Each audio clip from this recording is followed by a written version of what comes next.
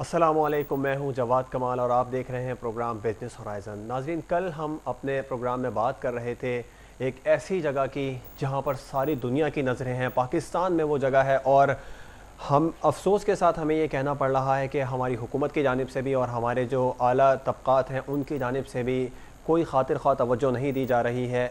मईशत में बेहतरी के लिए भी कोई तवज्जो नहीं दी जा रही है। ख़ास तौर पर दुनिया की जो बड़ी बड़ी सुपर पावर्स हैं उनकी भी नज़रें उस जगह पर हैं। वहाँ की मट्टी सोना उगल रही है और वहाँ के कोई चीज़, कोई जगह ऐसी नहीं है जहाँ पर कारोबार ना हो, पैसा ना हो। पानी में भी पैसा है, वहाँ पर खुश्की में भी पैसा है। और अब भी हुकूमत की जानिब से भी और हमारे जितने भी जो उस पोस्ट पर बैठे हैं लोग, आला ओहदों पर फाइज़ हैं, उनकी जानिब से भी कोई खातिर ख्वाह तवज्जो नहीं दी जा रही। हम यकीनन बात कर रहे हैं गवादर पोर्ट की। कितना पोटेंशियल मौजूद है गवादर में। अगर हमारी एक बंदरगाह जो सबसे बड़ी इस वक्त बंदरगाह कहलाई जा रही है, कराची की बंदरगाह, वहाँ पर हालात ख़राब हैं।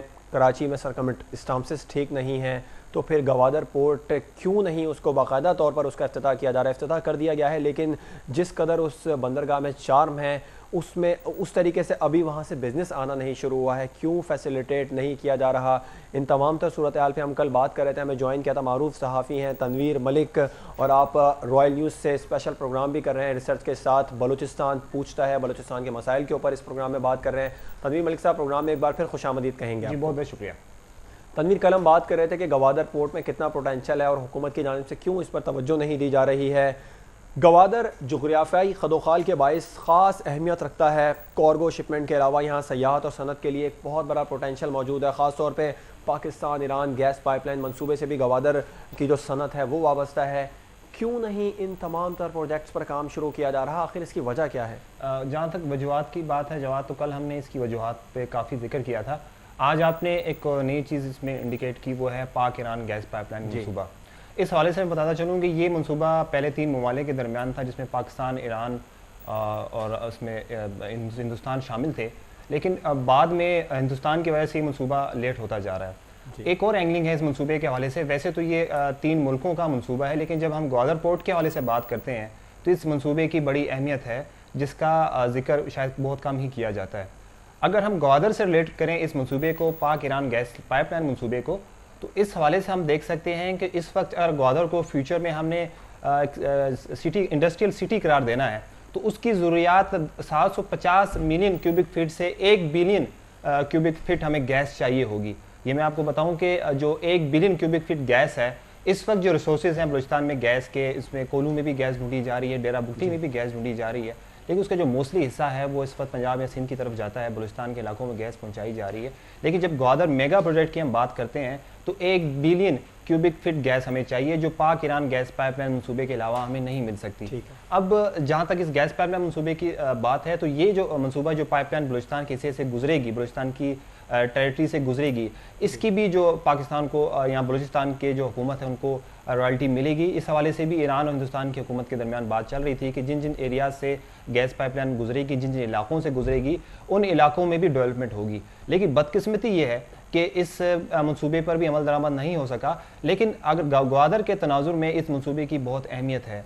दूसरी तरफ आपने कहा कि वजूहात क्या हैं, ऑपरेशनल नहीं हो सकी ग्वादर पोर्ट, कल भी हमने बात की, उसकी वजूहात पे भी बात की। लेकिन आज फिर मैं वो एक बात दोहराना चाहूँगा कि इसके जो इंडिकेशन नज़र आ रहे हैं हमें। एक तो खित्ते पे बात करते हैं, ग्वादर के खित्ते में क्या अहमियत है, ग्वादर के लिए जो खलीज रियासतें हैं उनकी क्या अहमियत है। लेकिन एक अहम तरीन जो अहमियत मैं यह कहना चाहूँगा कि वहाँ की जो बलोच मुकामी नौजवान जो यूथ है, जो रोज़गार चाहते हैं, उनके लिए ग्वादर मेगा प्रोजेक्ट में फ़िलहाल वैसी चीज़ें नज़र नहीं आ रही। वो उसकी वजह यह है कि सूबाई हुकूमत भी और वफाकी हुकूमत भी कहते हैं कि मेगा प्रोजेक्ट्स में मुकामी नौजवानों को तरजीह दी जाएगी। लेकिन जो ग्वादर में रिक्वायरमेंट्स हैं वो टेक्निकल हैं, वो टेक्निकल लोग वहाँ चाहिए, टेक्निकल स्किल्ड लोग वहाँ चाहिए। लेकिन पिछले 10 साल में कोयटा या बलूचिस्तान या ग्वादर में एक भी टेक्निकल इंस्टीट्यूट कायम नहीं किया गया। ये हमने कल भी जिक्र किया था। अगर हम लॉन्ग टर्म पॉलिसी की बात करते हैं तो लॉन्ग टर्म पॉलिसी में तो फिर टेक्निकल इंस्टीट्यूट कायम करने चाहिए थे, ताकि वहाँ से नौजवान फारिग होकर ग्वादर पे काम करते। तो इंफ्रास्ट्रक्चर पे पहले भी बात हुई कि इंफ्रास्ट्रक्चर नहीं है। और अब जब हम इंडिया जो ईरान और भारत की जब हम बात करें, पाकिस्तान की गैस पाइपलाइन मंसूबे की बात कर रहे हैं, इसमें ग्वादर की जो मेन अहमियत है, वज़ीर आला बलूचिस्तान नवाब मोहम्मद असलम रईसानी OGDCL के नुमाइंदों से और वफाकी वजीर जो पेट्रोलियम है उनसे इनकी एक मीटिंग हुई थी। इसमें वज़ीर आला रिसानी ने कहा था, बलूचिस्तान के जो वज़ीर आला है उन्होंने कहा था कि यूँ जो ईरान पाकिस्तान गैस पाइपलाइन मनसूबा है, जो अगर हिंदुस्तान शामिल नहीं होता तो ईरान पाकिस्तान जो है गैस पाइपलाइन मनसूबा मुकम्मल होना चाहिए, क्योंकि इसकी जो खास अहमियत है वो बलूचिस्तान के हवाले से बड़ी अहम है। आपने देखा होगा जैसे ही पाक ईरान गैस पाइपलाइन मनसूबे की बात होती है तो हालात भी काफ़ी ख़राब हो जाते हैं। बाज़ हल्के ये भी कह रहे हैं कि ये जो बलूचिस्तान के हालात ख़राब हैं कुछ हद तक, उसमें पाक ईरान गैस पाइपलाइन मनसूबे की भी वजूहत हैं कि शायद कुछ बैरूनी क़ुव्वतें चाहती हैं कि पाक ईरान जो है गैस पाइपलाइन मनसूबा वो मुकम्मल ना हो, इससे सूबे को या इस मुल्क को कोई फ़ायदा ना पहुँचे। तो इंडिकेशंस ये भी हैं। और दूसरा ये आपको मैं बात बताता चलूँ कि जहाँ टेक्निकल इंस्टीट्यूशन पे हमने काम नहीं किया, वहाँ हमने कल भी हमने कहा था कि हमने टाउन प्लानिंग भी नहीं की।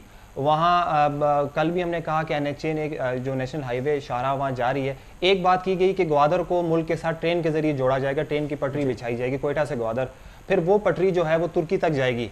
मतलब कि ग्वादर से बाई रेल जो कार्गो भेजा जाएगा उस पर भी एक मनसूबा ज़ेर तजवीज़ है, जो गुज़श्ता 2 साल से उस पर तजवीज़ पे अमल दरामद नहीं हुआ, ना कोई इसके लिए पेपर वर्क हुआ कि अगर ग्वादर को जोड़ दिया जाए मुल्क के मुख्तलिफ हिस्सों से ट्रेन के जरिए तो एक बहुत बड़ी डेवलपमेंट हो सकती है। वो ट्रेन अफगानिस्तान जाएगी, वहाँ से तुर्की जाएगी, यूरोप तक ग्वादर का जो है वो लिंक बन सकता है ट्रेन के जरिए।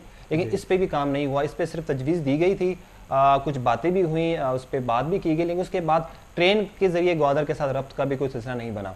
और साथ साथ हम अगर मज़ीद इसकी तरफ जाएँ, जैसे आपने कहा कि क्यों नहीं हो पा रहा, इस पर भी बात हो सकती है। लेकिन आज हम जब पाक ईरान गैस पाइपलाइन मनसूबे की बात करते हैं तो ये भी एक बड़ी वजह है कि ग्वादर प्रोजेक्ट मुकम्मल नहीं हो पा रहा। और साथ अगर हम इस वक्त कोयटा की सूरत देखें, इस वक्त पिछली दफ़ा हुकूमत ने एक फ़ैसला किया 6 माह कबल कि ग्वादर को सुरमई दारुल हुकूमत करार दिया जाए। इसकी तैयारियां शुरू हुई, सूबाई जो महकमा थे, सेक्रेटरीट थे, वहाँ मुंतकिल भी हुए ग्वादर में, लेकिन देखने में आया कि ऑफिस बन गए, वहाँ कुछ मिनिस्टर्स गए भी, लेकिन ग्वादर जो है सुरमाई दारुल हुकूमत के तौर पर भी ऑपरेशनल नहीं हो सका। अगर ग्वादर को सुरमाई दारुल हुकूमत करार दे दिया जाए बलूचिस्तान का, इससे भी ग्वादर की डेवलपमेंट में बड़े असर पड़ेंगे। बेसिकली वहाँ इंफ्रास्ट्रक्चर बेहतर होगा, सिक्योरिटी की सूरत हाल बेहतर हो जाएगी जब वज़ीर आला, गवर्नर और तमाम वज़रा ग्वादर में बैठेंगे। आपको यहाँ पे मैं इंटरप्ट करूँगा, कल ग्वादर के आपने ज़रूरियात ज़िंदगी की कल हम बात कर रहे थे कि वहाँ पे लोगों को पीने का पानी मैसर नहीं है, ईरान से पानी मंगवा के पीते हैं, क्या खुराक की भी इसी किस्म की किल्लत है वहाँ पर? जी जवाद, वहाँ जो इस वक्त सूरत हाल है ग्वादर में मुकामी लाइफ स्टॉक इतना नहीं है। अगर हम खुराक की बात करें तो वहाँ हम क्या कह सकते हैं कि ज़राई इलाका में नहीं है, क्योंकि वहाँ समुंदर साहिली पट्टी है तो वो नमक होता है इस इलाके में, तो वहाँ जो जितनी भी ज़मीन है वो काबिल काश्त नहीं है। अवाम को जो वहाँ के मुकामी ग्वादर के लोग हैं वो बेसिकली उनका इन्हिसार ईरान के ऊपर है। जो खाने पीने की अशिया है, इवन सब्जियाँ हैं, अगर यहाँ वो गोश्त है या वो आटा भी है, चावल भी है, तो ईरान से मंगवाया जाता है। पीने का पानी वहाँ एक बड़ी गंभीर सूरत हाल है पूरे बलूचिस्तान में ही, कोयटा में भी बड़ी इसमें किल्लत है पानी की। लेकिन ग्वादर में इस वक्त सूरत हाल जो है पानी की वो ये है कि वो गैलन्स बेची जाती हैं 200 से 250 के बीच में, या टैंकर्स बुलाए जाते हैं। मीठे पानी का कोई वाज़ेह इंतज़ाम वहाँ नहीं है, और पानी भी वहाँ ख़रीद के पिया जाता है। ये हमने कल भी जिक्र किया था। अगर हम ग्वादर को मेगा सिटी करार दे रहे हैं और फ्यूचर में हम गैर मुल्की इन्वेस्टर्स को भी यहाँ बुला रहे हैं, तो जब हम साफ़ पानी भी प्रोवाइड नहीं कर पा रहे पिछले 10 साल में, तो फिर डेवलपमेंट किस काम की हो रही है और हमारी प्लानिंग क्या है, ये बहुत देखने की ज़रूरत है। बुनियादी तौर पे जब हम डिस्कस करते हैं या इकनॉमिक्स के हज़ार डिस्कस करते हैं इन चीज़ों को, तो वो बुनियादी सहूलियात को भूल जाते हैं। इसके बगैर तो मुमकिन ही नहीं है कि अगर पानी के बगैर आप कहें, या आप कहें कि गैस के बगैर, और अगर गैस वहाँ नहीं पहुँचती उसके बगैर आप कहें कि ग्वादर में डेवलपमेंट हो जाए, तो नामुमकिन सी बात है। अभी तक भी साहिली पट्टी के बेशतर इलाकों में गैस नहीं आई। जवाब, ये मैं आपको बताऊँ कि मेगा प्रोजेक्ट्स यहाँ चल रहे हैं, अरबों डॉलर की इन्वेस्टमेंट हो रही है, अब तक भी वहाँ गैस पूरे इलाकों में नहीं पहुँच। अच्छा, ये कितने अफसोस की बात है, बलूचिस्तान से ही गैस लेकर पूरे पाकिस्तान को दी जा रही है, और बलूचिस्तान में ही जो सबसे करीबी सुई के करीब ही है ग्वादर, वहाँ पे गैस नहीं दी जा रही। जी जवाद, एक तो मैं आपको जोग्राफी तौर पर बताता चलूँ कि सुई और ग्वादर काफ़ी डिस्टेंस है, और अच्छी आपने एक बात की, मैं आपको इस पर लोगों को सफरी मुश्किलात के हवाले से बताऊँ कि ग्वादर जाने के लिए सूबे के जो लोग कोयटा से ग्वादर जाते हैं उन्हें पहले कराची के करीब उथल पॉइंट। एक मिनट तमीर, आपने सफरी मुश्किलात की बात की, आपने कहा कि वहाँ पर रेलवे लाइन या स्टेशन यकीनन नहीं होगा, एयरपोर्ट में के जो है वो है, और किस तरह की फैसिलिटीज हैं एयरपोर्ट में भी? जी, तुर्बत में एक एयरपोर्ट उन्होंने बनाया है। ग्वादर में कोई इंटरनेशनल एयरपोर्ट नहीं है? जी, ग्वादर का अपना एयरपोर्ट नहीं, तुर्बत जो है एक बाकायदा एयरपोर्ट है जहाँ से लोग आते हैं और फिर वहाँ से बाई रोड ग्वादर की तरफ जाते हैं। अगर डेवलपमेंट की बात करें तो एक 5 स्टार होटल वहाँ बनाया गया है कोई बातिल पे, जिसमें वही VIPs जो हुकूमती शख्सियात होती हैं या दीगर जो गैर मुल्की लोग वहाँ काम कर रहे हैं, जो इंजीनियरिंग में या हम प्रोजेक्ट्स पे काम कर रहे हैं, वो रह पाते हैं। तो इस वक्त बार बार इस तरफ तवज्जो देने की ज़रूरत है। हम ग्वादर को बारहा डिस्कस करते हैं, लेकिन बेसिक इंफ्रास्ट्रक्चर की बात जब हम देखते हैं तो बेसिक इंफ्रास्ट्रक्चर है ही नहीं। चाहे वो पानी के हवाले से हो, चाहे वो गैस के हवाले से हो, चाहे वो बिजली के हवाले से हो। इस वाले से मैं आपको बताऊं कि तुर्बत, ग्वादर, केच, अच्छा तनवीर आपसे भी हम मजीद इस हवाले से भी तजिया लेंगे। हमें ज्वाइन किया है प्रोफेसर डॉक्टर सुलेमान राजा हैं, आपसे भी इस हवाले से मजीद बात करेंगे। आप माहिर मुआशियात हैं, तजियाकार हैं, बलूचिस्तान में मुकामी अखबार से भी मुंसलिक हैं, बलूचिस्तान यूनिवर्सिटी में अपनी खिदमात भी सर अंजाम दे रहे हैं। प्रोफेसर साहब प्रोग्राम में खुशामदीद कहेंगे। बहुत शुक्रिया जनाब। प्रोफेसर साहब गवादर में आपसे बात करेंगे हम फिशिंग के हवाले से। फिशिंग इंडस्ट्री जो है, फिशिंग और सी फूड इंडस्ट्री को कैसे डेवलप किया जा सकता है और इसमें आमदनी का कितना पोटेंशियल मौजूद है। हम कल से अपने प्रोग्राम में बात कर रहे हैं गवादर इंडस्ट्री के हवाले से और गवादर पोर्ट के हवाले से। तो सी फूड और फिशिंग में कितना जो है इस वक्त पोटेंशियल मौजूद है गवादर में? जी देखिए, अपार्ट फ्रॉम ग्वादर जो है सी फूड का पोटेंशियल जो है, मुख्तलिफ छोटे छोटे हमारे पास हार्बर्स भी हैं, पश्चिमी है और बहुत सारे हैं जहाँ पे हमें फिशरी सेक्टर को डेवलप करना पड़ेगा। जैसे कि आपके इल्म में है कि बिगेस्ट फूड कोस्ट बेल्ट है यहाँ पे, और यहाँ पे मुख्तलिफ इकसाम की मछलियाँ, प्रॉन, श्रिम्प, लॉबस्टर मिलते हैं। बल्कि एक आपको बात बताऊं बड़ी इंटरेस्टिंग, एक साहब जो है वो ओमान के आर्मी में थे और कोस्टल बेल्ट से ताल्लुक था। रिटायरमेंट के बाद जब वो तशरीफ लाए तो ग्वादर से उन्होंने डायरेक्ट लाइव लॉबस्टर, जिंदा लॉबस्टर्स को एक्सपोर्ट किया, लेकिन वो कस्टम और दूसरे जो हैसल है उससे वो डिसअपॉइंट हुए, उन्होंने ये रोक दिया। अर्ज ये कि हमारे यहाँ जो मछलियाँ मुख्तलिफ किस्म की हैं, एक तो ये कि आपकी जैसे कि इल्म होगा कि हम लाइव फिश भी एक्सपोर्ट कर सकते हैं, हम लॉबस्टर्स कर सकते हैं, श्रिम्प कर सकते हैं, हम क्रैब, केकड़े, जो एक डेलिकेसी है खासतौर पर जो केकड़ा आप देखें जो काटता है, जो मुंह होता है, वो जैपनीज उसके लिए तो पागल है, इतना पसंद करते हैं उसको। तो अर्ज ये कि बहुत सारे ऐसे आइटम है फिशिंग के जो हम एक्सपोर्ट कर सकते हैं, लेकिन एक्सपोर्ट नहीं कर रहे। प्रोफेसर साहब क्यों नहीं कर रहे, क्या वजूहात सामने आ रहे हैं? एक्सपोर्ट नहीं हो रहा, और ये जो प्रोडक्ट है, जो भी कैच है, इसको हम कराची बेचते हैं और वहां से ये आगे जाता है। होना ये चाहिए कि आप छोटे छोटे जो है प्रोसेसिंग प्लांट जो है आप ग्वादर में, पसनी में और जो मुख्तलिफ इलाके उधर बनाए और वहाँ बड़े बड़े कोल्ड स्टोरेजेस बनाए ताकि एक्सपोर्ट यहाँ से डायरेक्ट हो। फिर इसके अलावा थोड़ी सी पोचिंग का हवाला है, यहाँ पे इलीगल फिशिंग बहुत हो रही है बलूचिस्तान में, और ये जो बड़े बड़े जो ट्रॉलर्स हैं ये आते हैं रात को फिशिंग करते हैं, और जैसी MSA मैरीटाइम सिक्योरिटी एजेंसी जो बहुत अच्छा काम कर रही है, इनके जब पीछे पड़ती है इंटरनेशनल वाटर में चले जाते हैं। और यहाँ पे थोड़ा सा प्रॉब्लम एक और है जो सिंध में भी है और बलूचिस्तान में भी है।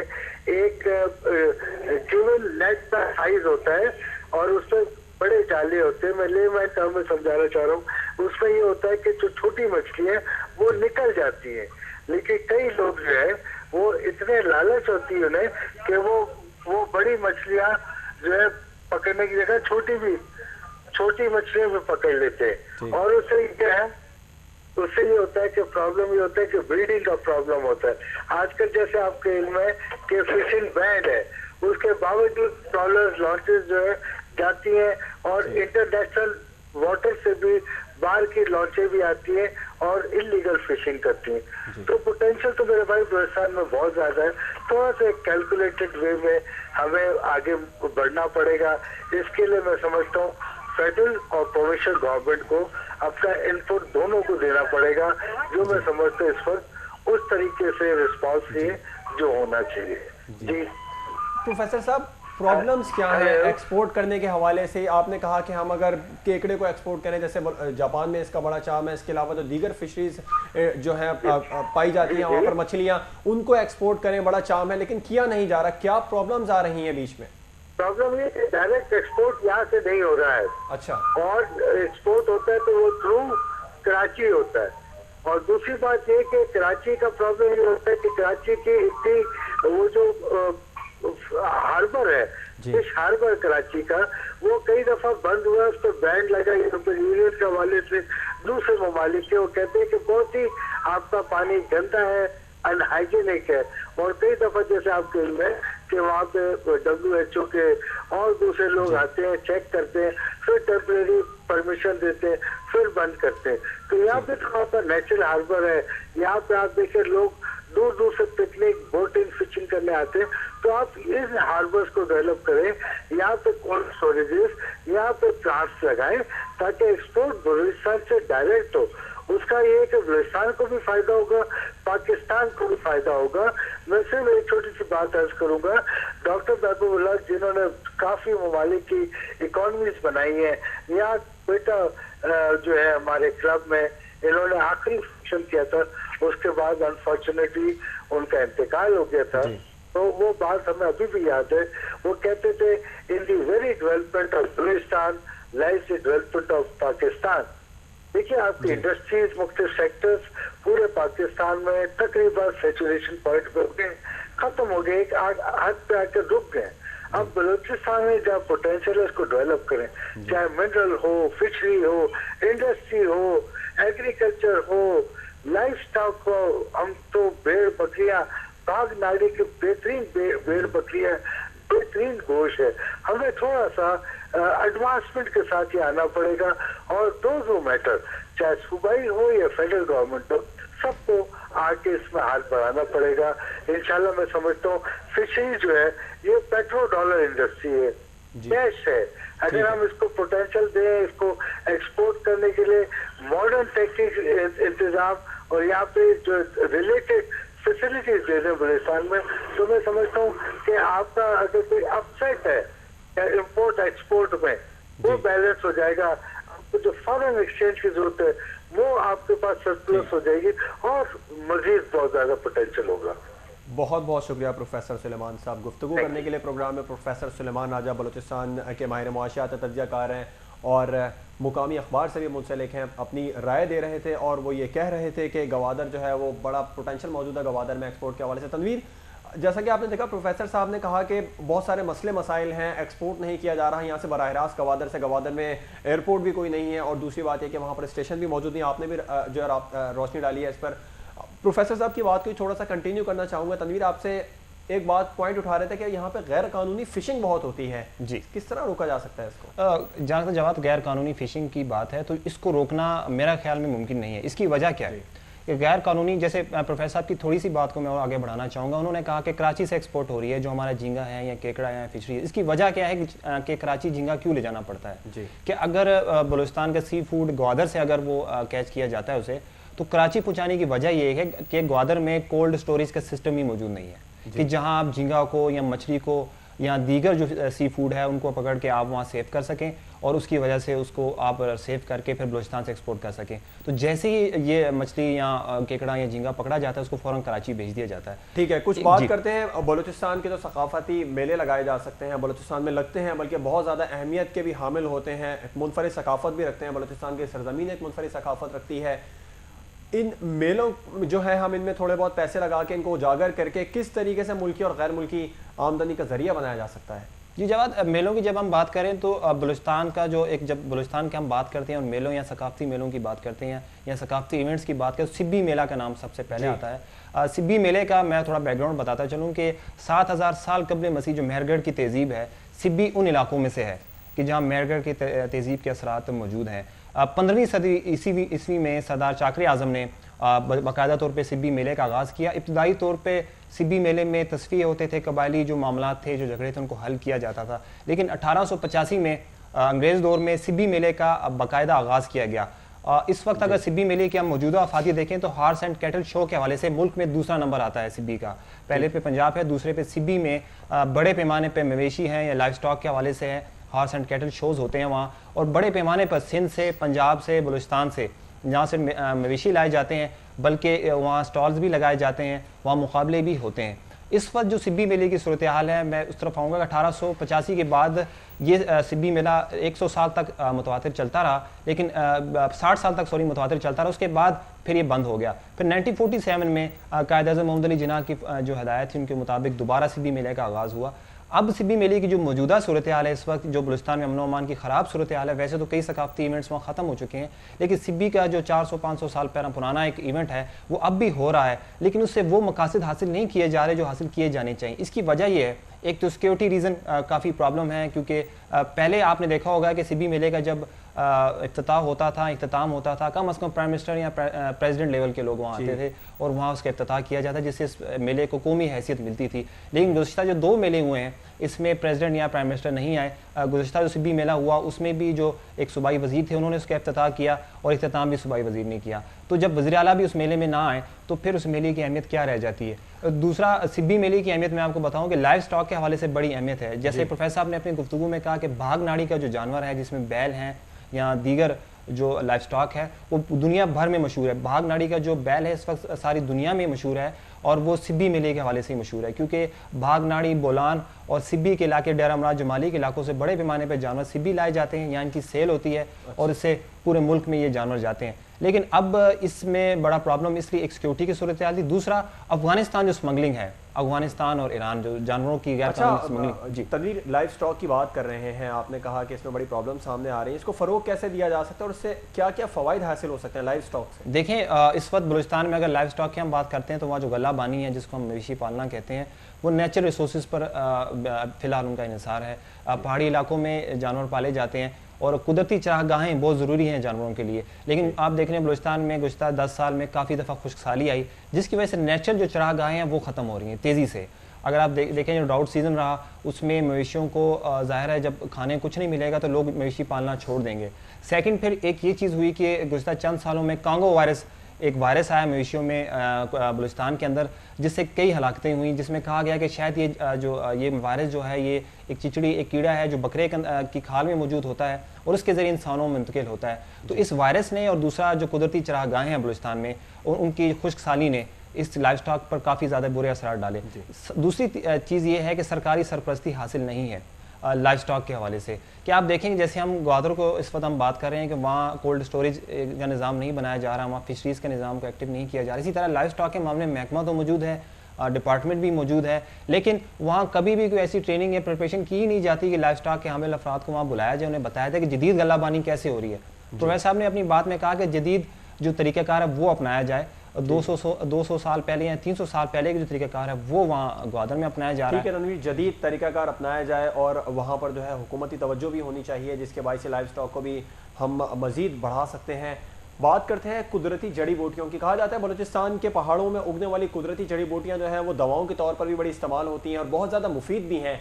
इनको कमर्शियल बुनियादों पर इस पर किस तरह काम किया जा सकता है? जी जवाद, इस हवाले से मैं एक रिसर्च का आपको थोड़ा सा हवाला दूंगा कि 1998 में यूएनएचसीआर के कुछ नुमाइंदे थे, उन्होंने बलूचिस्तान का विजिट किया और खुशदार और दीगर इलाकों को उन्होंने सॉर्ट आउट किया। कुछ उसमें माहिरीन भी थे जिन्होंने वो जड़ी बूटियाँ जिन्हें भेड़ बकरियाँ खा रही थी उन इलाकों में, उनकी रिसर्च जब की तो उन्होंने कहा कि ये जो खुशदार और वड के एरियाज़ में और थोड़ा आगे अगर बेल्ट में चले जाएं इनकी पहाड़ियों में ऐसी जड़ी बूटियाँ मौजूद हैं जो फार्मास्यूटिकली हम देखे जाएँ तो बड़ी इंपॉर्टेंस की हामिल हैं।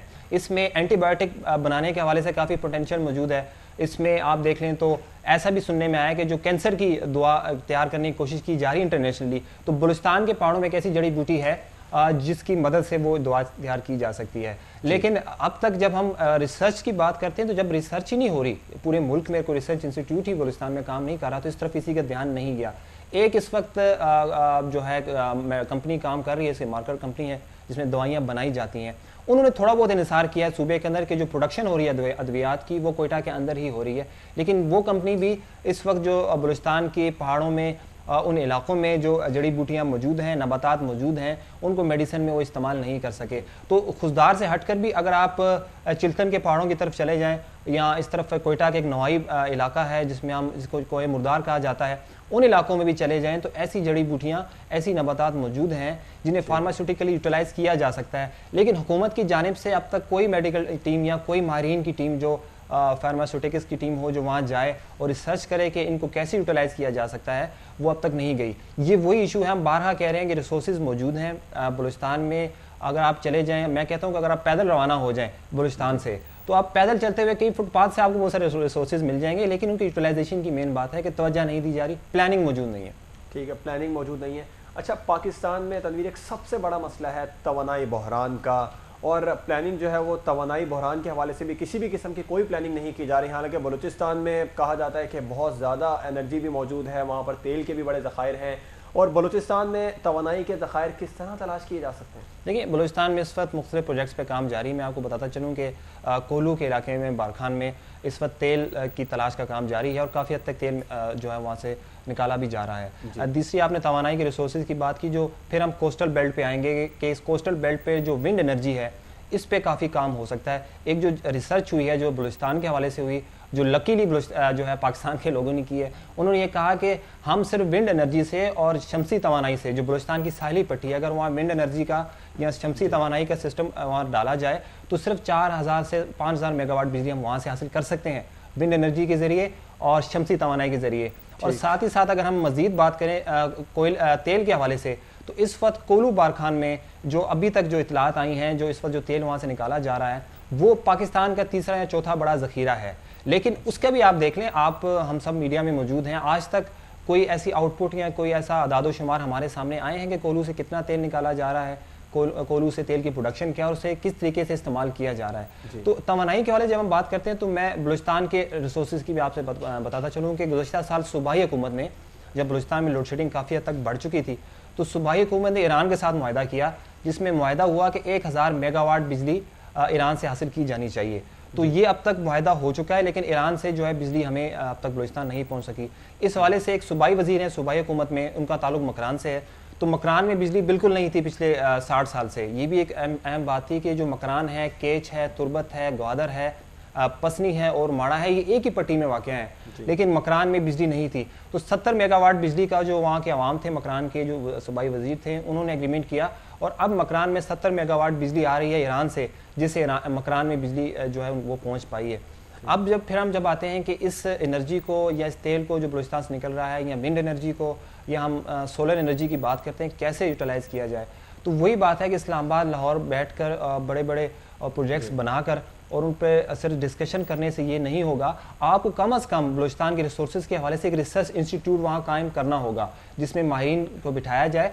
और अब तक तो जवाद, हम जब बात करते हैं, हम तो रेकोडिक की बात कर लेते हैं, सेंधक की, कि वो इतने $100 अरब के फ़लाने ज़खायर हैं, गैस के इतने ज़खायर हैं, लेकिन अभी तक कोई कलेक्टिव डेटा हमारे सामने नहीं आया रिसर्च का कि बलूचिस्तान के छोटे जो रिसोर्सेज हैं, जिसमें हमने खुशदार के फार्मास्यूटिकली इंपॉर्टेंस की भी बात की है, जिसमें हमने विंड एनर्जी की भी बात की है, जिसमें हमने आप देख लें शमसी तवानाई की भी बात की है, जिसमें लाइव स्टॉक की बात की है। तो गैस की आपने बात नहीं की, गैस के भी बड़े कुदरती ज़खायर मौजूद हैं। गैस 52 में जो सुई से गैस निकल रही है, अब उसके बाद से उसकी प्रोडक्शन में तेज़ी से कमी हुई है। ये भी जवाब अहम बात मैं आपको बताऊं कि सुई में जो गैस के ज़खायर थे वो तेज़ी से निकाले गए हैं, उन्हें इस्तेमाल किया गया है। अब जो सुई में गैस के ज़खायर हैं वो मुल्की ज़रूरियात का तकरीबन 13 से 20 से 25% पूरा कर रहे हैं, और कभी एक दौर था कि वो 30 से 40%, 50% पूरा कर रहे थे।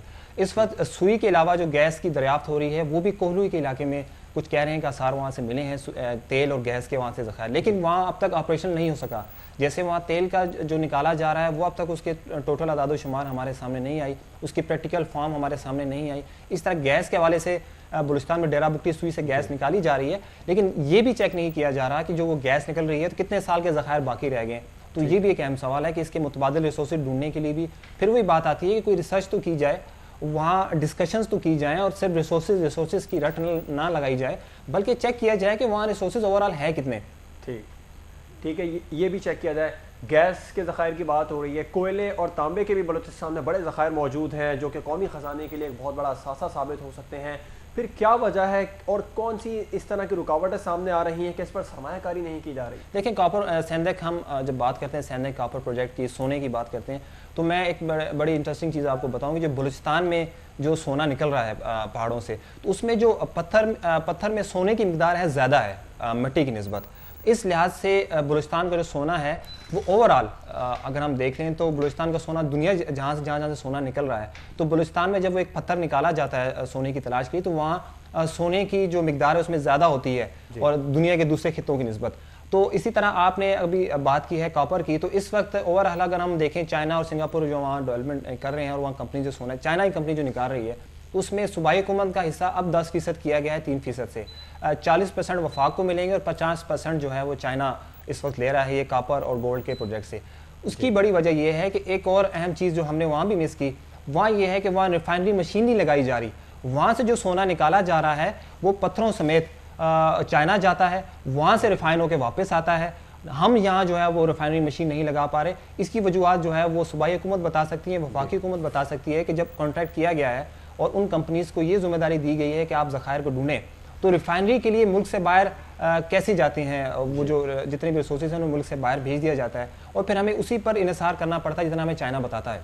और इसके अलावा आप अगर देख लें कि इस वक्त जो सैंदक और कापर में जो लोग काम कर रहे हैं इस वक्त, जो अपर जो टेक्निकल अमला है, जो बड़े लेवल का टेक्निकल अमला है, वो चाइना से हैं, गैर ममालिक से हैं, और उससे लोअर जो है मिडल में वो मुल्क के दूसरे हिस्सों से हैं। लेकिन जो नीचे का तबका है, जिसमें एक आम वर्कर है, जिसमें एक बेलचा चलाने वाला है या कुदाल चलाने वाला है, उन इलाकों में शिकायत पाई जाती है कि उनके लोगों को वहाँ प्रायोरिटी नहीं दी जाती है, निकाल दिया जाता है। ये भी बड़ी एक अहम मसला है जिसकी वजह से इसके नताइज वैसे सामने नहीं आ रहे।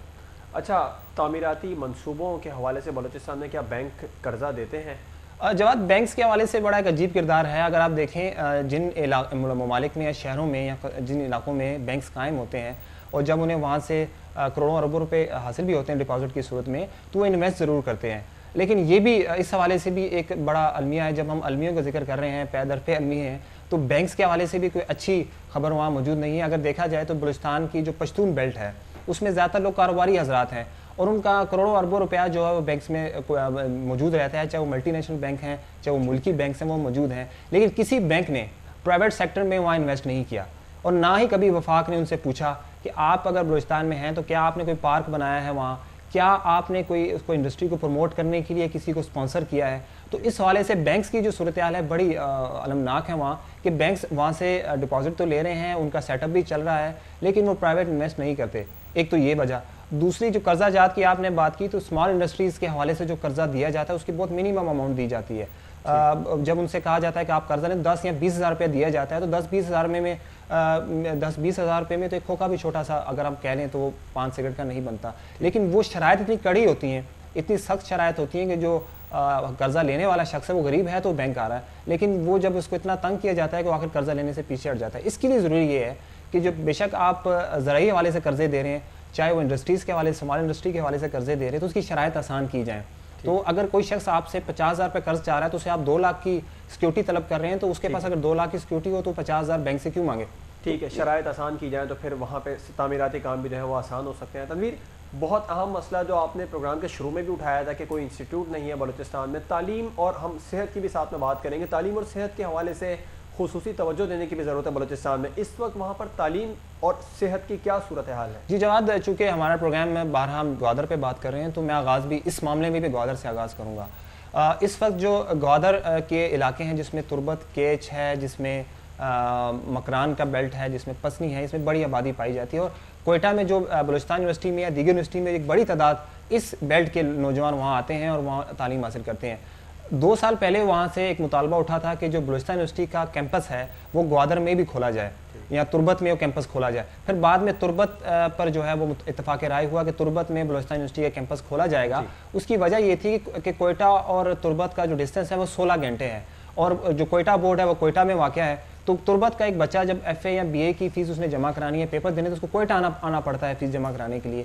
तो उनका कहना यह था कि तुरबत में अगर यूनिवर्सिटी कैंपस खोल दिया जाए तो इससे तुरबत की सूरत हाल पे, तालीमी सूरत हाल पे मस्बत असरात पड़ेंगे। दूसरी तरफ मैं आपको एक अदाद शुमार बताता चलूँ कि गुज़श्ता साल कोयटा में, बलूचिस्तान में जो घोस्ट स्कूल थे, जो जाली स्कूल जिनको हम कह सकते हैं, डम्मी स्कूल हैं, 4,500 स्कूलों की फहरिस्त सूबाई हुकूमत को मौसूल हुई थी कि जो 4,000 स्कूल जो आपने कायम की, इनकी इमारतें कायम की हैं, वो एक्टिव नहीं हैं और बेशतर इलाकों में असातिज़ा जा ही नहीं रहे। वहाँ स्पेशलिस्ट असातिज़ा नहीं जाते। कुछ असातिज़ा कहते हैं कि अमन अमान की सूरत हाल बेहतर नहीं है, और उनके बाज़ इलाके तो ऐसे भी जहाँ स्कूलों को मेहमान खानों के तौर पे या जानवरों को पालने के तौर पे इस्तेमाल किया जाता है, और ये वो इलाके भी हैं जहाँ से सूबाई असम्बली के मेम्बरान इलेक्ट होकर आते हैं। तो इन इलाकों में जब स्कूल 4,000 तादाद जाली स्कूलों की होगी, जहाँ असातिज़ा पढ़ाने नहीं जाएंगे, जहाँ बेसिक एजुकेशनल पॉलिसी नहीं होगी, तो वहाँ क्या ग्वादर प्रोजेक्ट के हवाले से बात हो सकती है, वहाँ क्या डेवलपमेंट के हवाले से बात हो सकती है, और क्या किसी और हवाले से बात होगी। सेहत के हवाले से आपने बात की है। इस वक्त कोयटा में एक BMC हॉस्पिटल है, एक सिविल हॉस्पिटल है, दीगर प्राइवेट हॉस्पिटल है, बोलान मेडिकल कॉलेज भी है प्लस हॉस्पिटल है। अगर आप वहाँ चले जाएँ तो आपको डिस्प्रिन की गोली के अलावा कोई गोली वहाँ आसानी से नहीं मिलती। ठीक है तनवीर, सेहत और तालीम के हवाले से बहुत ज़्यादा बलूचिस्तान में गवादर में भी प्रॉब्लम्स हैं। बहुत बहुत शुक्रिया तनवीर मलिक हमें ज्वाइन करने के लिए प्रोग्राम में। बलूचिस्तान के हवाले से नाज़रीन बात कर रहे थे। तनवीर, सवालात बहुत ज़्यादा थे लेकिन वक्त चूँकि बहुत कम है इस वक्त, टाइम जो है वो बिल्कुल ख़त्म हो चुका है प्रोग्राम का। नाज़रीन बता रहे थे हम गवादर में किस तरीके से पोटेंशियल मौजूद है और किस तरीके से गवादर पोर्ट को बेहतर बना के सबसे पहले तालीम और सेहत का मसला जो है वो सामने आया है। इस पर अगर तवज्जो दें तो हम तरक्की कर सकते हैं, सनत को तरक्की दी जा सकती है। सकाफ़ती मेले बलूचिस्तान में गवादर में लगते हैं, बलूचिस्तान में सिब्बी में, इन पर तवज्जो दे के हम तरक्की कर सकते हैं। रिसर्च जो है वो किसी भी किस्म का कोई इंस्टीट्यूट मौजूद नहीं है बलूचिस्तान में, और जड़ी बूटियाँ बहुत ज़्यादा बलूचिस्तान के पहाड़ों में मौजूद हैं।